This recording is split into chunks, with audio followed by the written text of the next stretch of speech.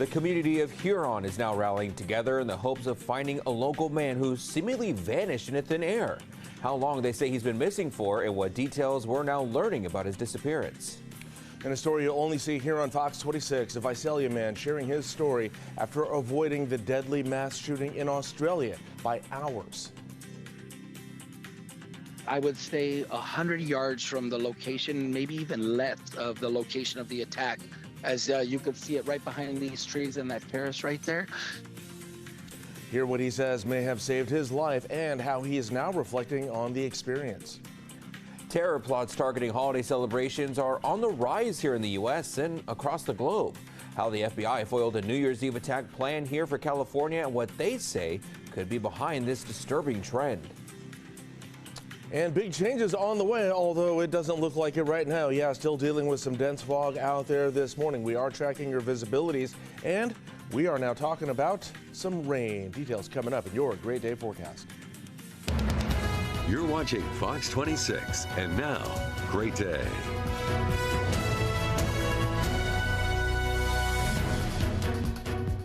Good morning. We begin this hour with a live look at central Fresno, where today's high in Fresno will be 54 degrees, but I will just leave that to you, Justin, and you give us a head start on how we're going to be doing this Wednesday. Good morning. I'm Carl Cook. And I'm Justin Willis. Yeah, thank you for joining us.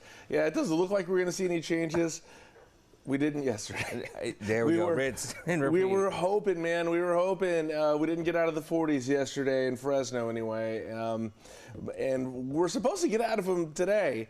I know I said that yesterday, but we're tracking things, and the recipe is there for things to change for us here. So let's get to it and see how the day is starting out for you, though, and then we'll get to all the alerts and things in just a bit here. But right now, it is very cold out there, 43 degrees at the moment here. Winds are calm. The dew point's at 41 degrees. And here's the rest of your day. So, yes, the sun is supposed to come out today. It's supposed to.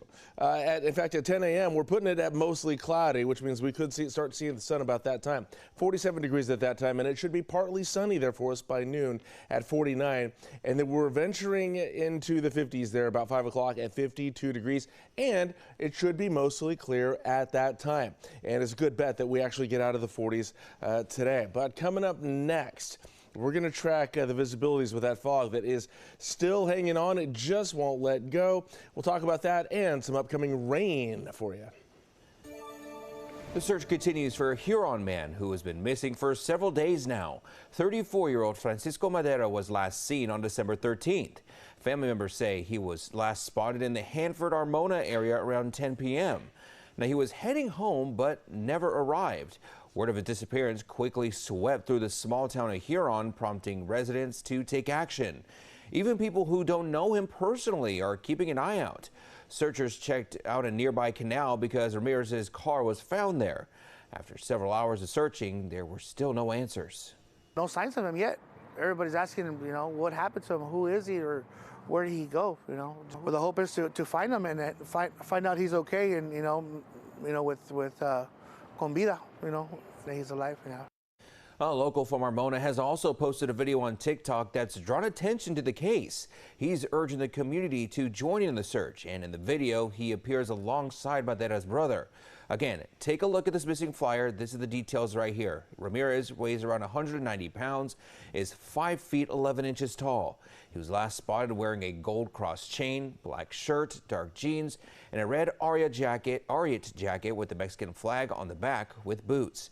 Now, we reached out to the Kings County Sheriff's Office, and at this time, no information is being provided.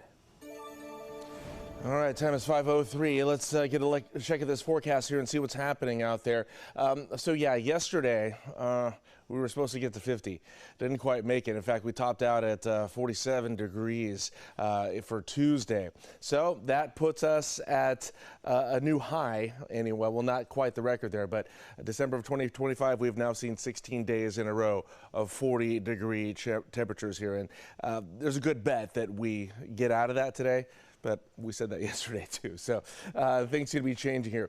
So we moved out of that tie with December of 1925, and now we're all alone in second place for December of 2025. So fingers crossed we get out of those 50s today. But again, there's a good bet that we get out of it, but not if this fog has anything to say about it here. Fog tracker showing about a mile visibility right now in Fresno and Hanford there. The worst of it right now is in Visalia, where there's a half-mile visibility. Reedley getting about 3/4 mile visibility. Do not have a dense fog advisory for the San Joaquin Valley yet. However, down in Kern County, they got one going on there. In fact, let me show you to it here. In fact, there's no alerts for the valley right now. They're all towards Southern California, so those of you getting a jump start on your holiday commutes, this is what you can expect. Dense fog advisory until 11 o'clock for the Bakersfield area there, heading up into the Grapevine there, where they also got a wind advisory going there, and that's in effect until tomorrow, 4 a.m. So some dicey conditions as you're heading over there. 40-mile-an-hour winds expected over the Grapevine there. But you take that wind and a little bit of the heat, and now you've got an air quality advisory there down in Los Angeles County, parts of Orange County as well, Ventura County. That's in effect until midnight there. The conditions, there's no fires or anything, but the conditions are there that they've issued a burning ban, and they don't want to start any. So air quality alert going for Southern California there. All right, so the big changes on the way now. All right, so we're seeing the ridge of high pressure shift. That's going to allow for things to change for us here, or at least try to. That Thule fog's been very stubborn out there. A little bit of a cold front there moving across the Pacific Northwest. That's not expected to touch our area, but what is an atmospheric river. In fact, you can kind of see how it's taking effect by about noon-ish today there, getting into the Bay Area there and parts of the northern Sierra. Let's get to Friday now, or late Friday, where we are expecting things to pick up for us. Snow in the higher elevations, rain in the northern Sierra, heavier rain over in the San Francisco Bay Area.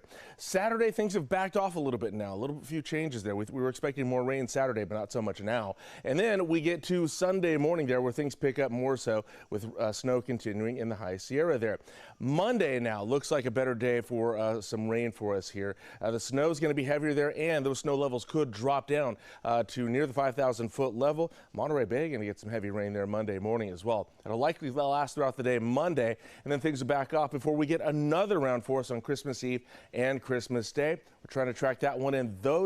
That system for those 2 days could be very heavy for us here, so we'll keep an eye on that. By the way, that Monday, we could see up to a 1/4 inch of rain over the course of the weekend. All right, so temperatures for today. Yes, we got 50s on tap here for you. Putting it at 54 today. With the high, we're done with the 40s here. So, but then we're back down to 52 on Thursday, 51 Friday. And yes, we're saying it's going to be partly sunny here the next few days. So fingers crossed. That Thule fog has been very stubborn there. Overnight lows are going to be in the 40s. Coming up in just a few here, we're going to get a look at your highs and lows across the rest of the San Joaquin Valley for your Wednesday. A suspected gunman from the mass shooting in Australia is being charged with 59 offenses today. Police say 2 shooters, 24-year-old Naveed Akram and his father, 50-year-old Sajid Akram, targeted Jewish people celebrating Hanukkah at Bondi Beach in Sydney, killing 15 people. Police also say their car had improvised explosive devices. The charges against the 24-year-old suspect include 1 count of murder for each death and multiple charges of causing harm with intent to murder, among others.